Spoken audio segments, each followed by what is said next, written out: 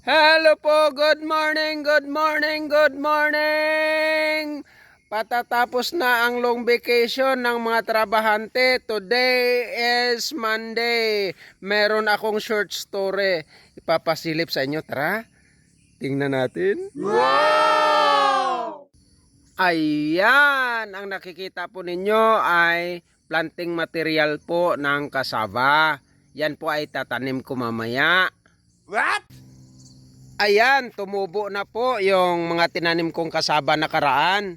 Karagdagan po yung aking planting materials mamaya. Ito po ay preparation doon sa mga hinukay ng mga katutubo doon sa aking farm.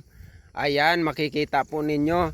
Sa kabila po ng aking daanan, mas malalaki po yon yung variety. Hindi ko sinabay-sabay para yung pagtatanim ko hindi masyadong mabigat sa akin. Wow! At ito naman ay ibang variety ng kamuti, sweet potato. Ayan, kita po. Kasama pa yung sweet potato. Ayan. Makapal na rin yung dahon ng sweet potato at matataas na rin yung puno ng kasaba.